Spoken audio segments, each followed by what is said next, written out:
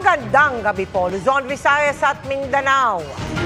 15 minutong sumabit sa hood ng umaandar na kotse ang isang traffic enforcer sa Kawit, Cavite. Sinubukan kasi siyang takasan ng driver na sinita niya matapos makadisgrasya. Huminto lang ang driver nang makauwi na sa kanilang bahay.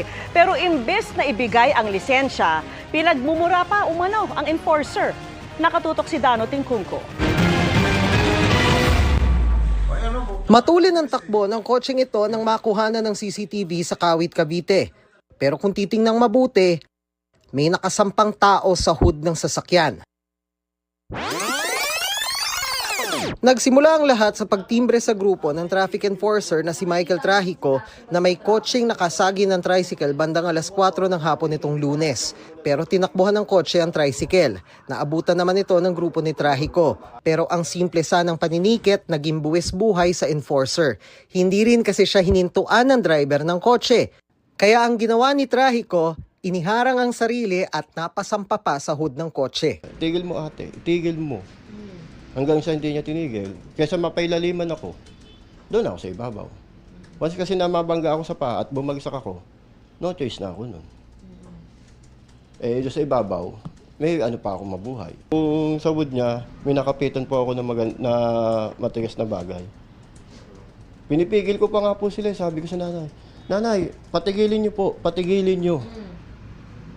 Hindi pa rin pinakikinggan yung nanay niya. So tinatapik ng nanay? Tinatapik ng nanay niya sa loob. Ayaw pa rin pakinggan. Humigit kumulang 15 minuto anya siyang nakasabit hanggang sa makarating sa bahay ng driver. Pagdating sa harapan ng bahay nila, pagbaba niya, minura niya pa ako. Magdemanda ka. Yung nanay nandoon. Wala naman nung binibigay na license. Paano natin titikitan yung tao kung walang license?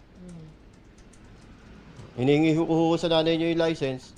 Ang sabi ng nanay nung pumasok paglabas, ayaw ibigay na. Inihahanda na ni Trahico at ng Kawit Traffic Management Group ang mga posibleng reklamo laban sa driver kabilang ang direct assault. Anong plano mong gawin ngayon? Tuluyan po. Opo. Kasi po, pag hindi natin tinuruan ang leksyon yung ganyan, hindi lang po sa aming mga enforcer, baka sa ibang enforcer gawin po. Ang akin lang po, respeto sa enforcer. Pinademanda ko yung driver ng sasakyan. Babanggain niya yung enforcer ko eh. Kung nahulog yun, di patay. May nagme-message na umano kay Trahico at inuudyok siyang makipag-areglo na lang.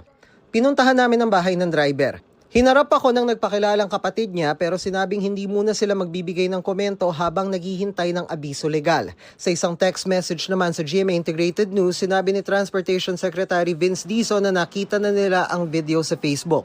Hinimok din niya ang enforcer na huwag iatras ang kanyang demanda. Para sa GMA Integrated News, Dano Tingkungko, nakatutok 24 oras.